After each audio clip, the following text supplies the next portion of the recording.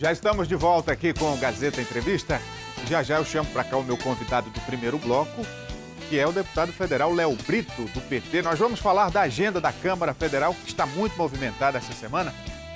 Mas antes, deixa eu dar aqui um recado para você que quer comprar a sua moto 0 km. Olha, o ano já começou faz tempo. Até o carnaval já passou. Daqui a pouco nós estamos no meio do ano e você ainda não realizou o sonho de ter uma moto Honda.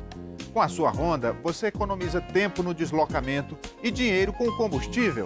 A hora é agora. Com o consórcio Honda, é muito fácil e barato comprar sua Honda e mudar de vida.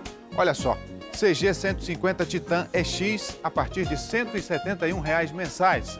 Bis 125 EX a partir de R$ 159 mensais. Viu como é fácil? São parcelas que cabem no seu bolso. E o melhor de tudo, você não paga juros. É muito importante que você compre o seu consórcio com quem é especialista em moto. Não arrisque comprando de qualquer um por aí. Invista seu dinheiro com segurança em uma empresa séria e confiável. O consórcio Honda é a maior administradora de consórcios do Brasil.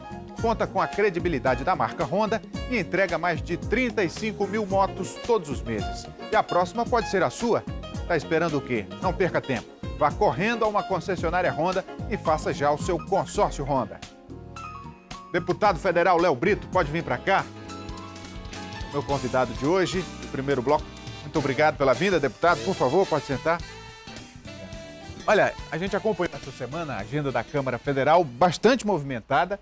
E o assunto mais recente, deputado, para a gente começar, foi a aprovação na Comissão de Constituição e Justiça da PEC que reduz a maioridade penal de 18 para 16 anos no Brasil.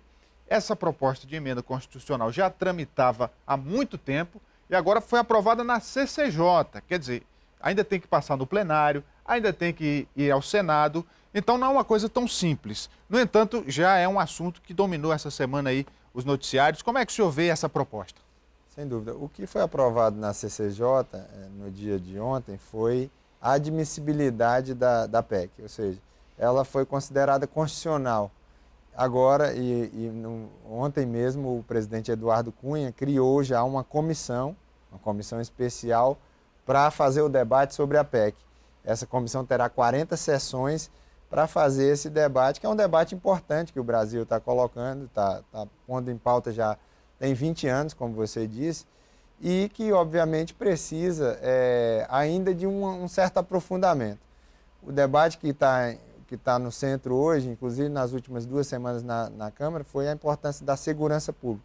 Nós aprovamos várias leis, inclusive leis rigorosas, leis inclusive punindo as pessoas que por exemplo, cometem homicídio contra policiais que estão a serviço. É uma forma também de coibir a violência que acontece contra os policiais. Aprovamos uma lei muito importante, que é uma lei também que pune as pessoas que captam jovens, crianças e adolescentes, que isso para mim é o grande problema. Mas no caso da maioridade penal, o senhor é contra ou a favor? Nesse caso, no caso da maioridade penal, eu acredito que ela não resolve o problema da segurança pública. A nossa sociedade, embora boa parte, a maioria absoluta da sociedade, ela considera que deve haver a redução da maioridade penal, mas ela não resolve. E existem alguns mitos que precisam ser quebrados. Primeiro, de que há uma impunidade em relação ao jovem que tem menos de 18 anos. Isso não é verdade. Porque o Estatuto da Criança e do Adolescente, ele prevê as chamadas medidas socioeducativas, que podem ser cumpridas até os 21 anos de idade. Se a gente quiser, por exemplo, debater que isso pode ser ampliado para um nível maior, é uma possibilidade. Se a gente vai discutir, por exemplo, que essas medidas socioeducativas a gente pode endurecer, é um debate que pode ser feito, inclusive, à luz da PEC. Agora, tem países, inclusive, hoje no mundo, que estão revendo, que reduziram a maioridade penal, que estão revendo.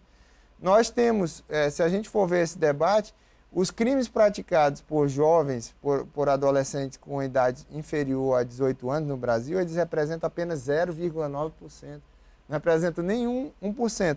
Agora, existe uma pressão midiática, inclusive, porque vários programas fazem questão de colocar esse como sendo um problema central, quando eu vejo que o problema central, às vezes, é a falta de oportunidades que existem aos jovens, e aí uma boa parte da população acha que essa questão da redução da maioridade ela vai resolver.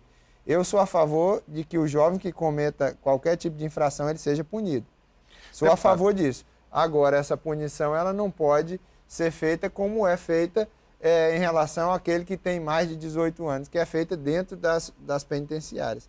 E aí eu não quero condenar jovens que muitas vezes estão errando, por uma vez, que cometeram um erro, a irem para as universidades do crime, porque infelizmente o nosso sistema penitenciário, inclusive nós criamos agora na Câmara uma CPI do sistema penitenciário. É uma discussão longa, né? Que exatamente, ainda vai levar muito tempo, possa avançar nesse debate. E como você está falando, a gente não pode transformar esse debate num debate simplório, ele não é simples. Exatamente. Ele tem uma complexidade. E aí é importante que a gente possa aproveitar. Eu, inclusive, estou me apresentando ao Partido dos Trabalhadores para que eu possa fazer parte dessa comissão. Já fui secretário da Juventude no governo do Jorge Viana, acompanho esse debate há muito tempo, para que a gente possa fazer esse debate com racionalidade, não com emoção. Deputado, outro assunto... o que a gente tem visto muitas vezes a respeito desse debate. Outro assunto que foi notícia essa semana, e o senhor está diretamente ligado, é a atuação da CPI da Petrobras.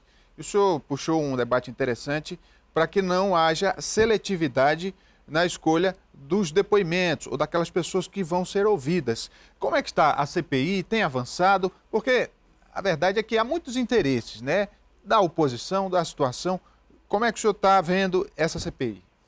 Olha, Rogério, eu considero que até agora a condução ela tem sido uma boa condução.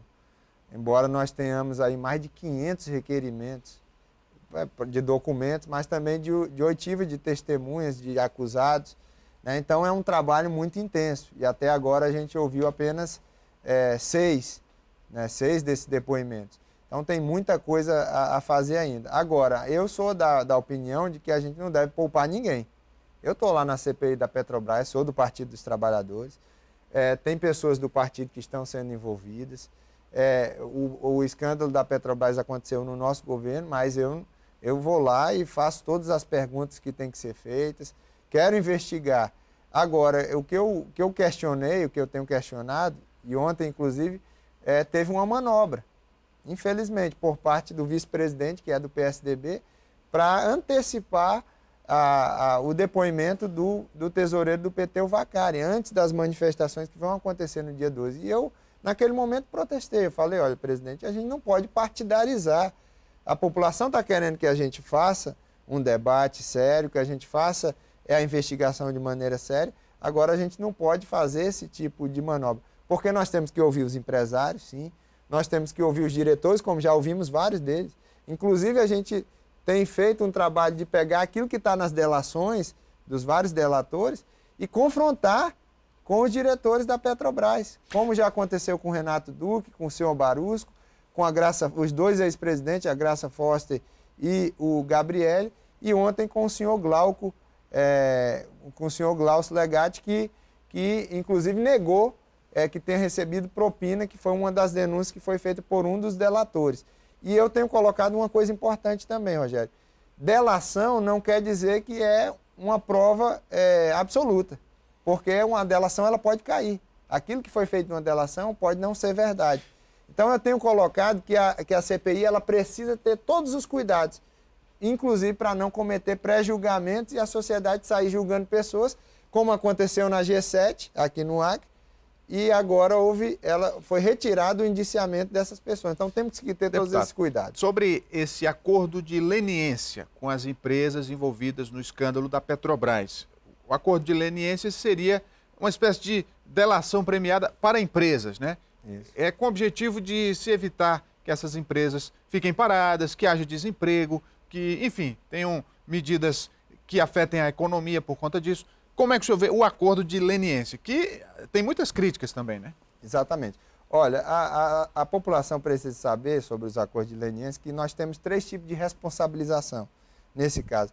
Nós temos a possibilidade da responsabilização penal, que está sendo feita pelos juízes, pelos promotores, a responsabilização civil, que é a reparação do dano, e a responsabilização administrativa. Os acordos de leniência dizem respeito à reparação civil e administrativa.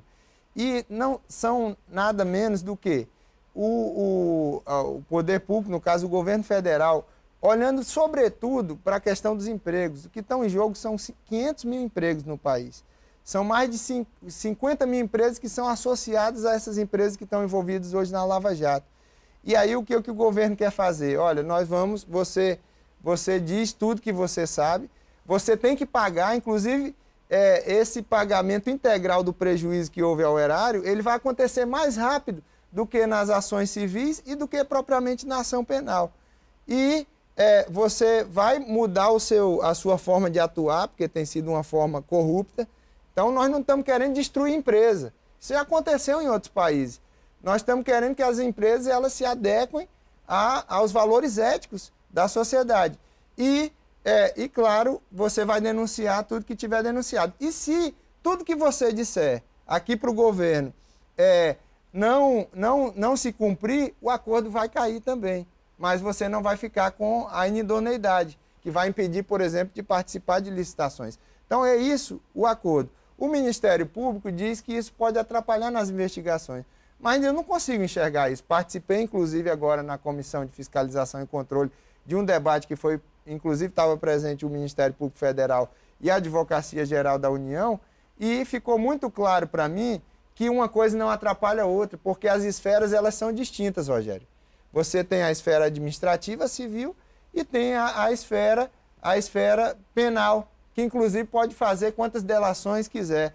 E se houver, por exemplo, a identificação de que os fatos dos acordos de leniência, eles não condizem com a verdade, vai cair e a empresa vai ser penalizada da mesma forma. Deputado, para a gente encerrar, o senhor também tem se articulado em relação às demandas do Acre. E nós temos aí as consequências da enchente, tem problemas em alguns setores do governo, desafios a serem superados na saúde, na educação. Como é que está essa sua articulação?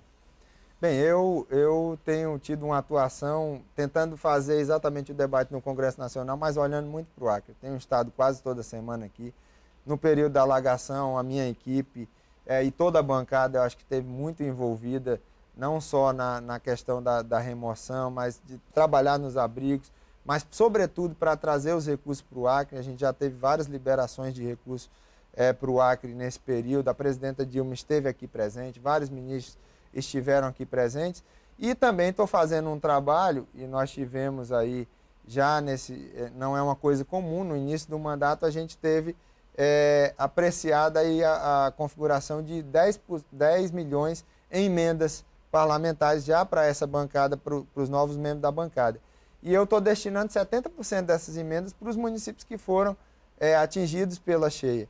E tenho tido um mandato voltado muito para a área da educação, inclusive tive com o prefeito Marcos Alexandre para a liberação, e conseguimos lá no Ministério da Educação a liberação de recursos para as escolas que foram atingidas pela cheia, para creches que foram atingidas pela cheia. Recentemente também, essa semana, eu já estive no Ministério da Educação para que a gente possa ter digamos assim, uma viabilização mais rápida dos recursos, porque o governo tem uma meta ousada de acabar com o analfabetismo no Acre. E para esse ano nós temos uma meta de mais de 9 mil pessoas, né? Então a gente está pedindo a agilização desses recursos, a agilização dos recursos do EJA, porque não adianta você ter alfabetização e não ter a continuidade disso, né? E também a questão da distorção e idade séria. Então são pautas que são importantes no Acre. Já tivemos no Ministério do Desenvolvimento Agrário também em relação às áreas que foram atingidas pelas cheias, os prejuízos que tiveram para as comunidades ribeirinhas. E um mandato também que tem andado muito o Acre. Eu já fui do Alto Acre ao Juruá, já fui em vários lugares, visitei comunidades ribeirinhas na época da alagação. E estamos com um trabalho firme também na Comissão da Amazônia, discutindo não só esse assunto das cheias, mas questões importantes como o desmatamento, o turismo, né? Tudo sempre fazendo essa conexão com essa realidade do Acre. E a gente está destinando as nossas emendas exatamente pensando nisso. Em questões de infraestrutura, de saúde, de educação e também fortalecendo a área da juventude. Conversei aqui com o deputado federal Léo Brito, do Partido dos Trabalhadores. Muito obrigado, deputado, pela vinda. Eu que agradeço, Rogério, e também agradeço a todos que estão nos assistindo nesse momento, desejando também uma feliz Páscoa a todos nós. Muito bem, o Gazeta Entrevista vai dar uma paradinha, a gente volta daqui a pouco, depois do intervalo, Não saia daí.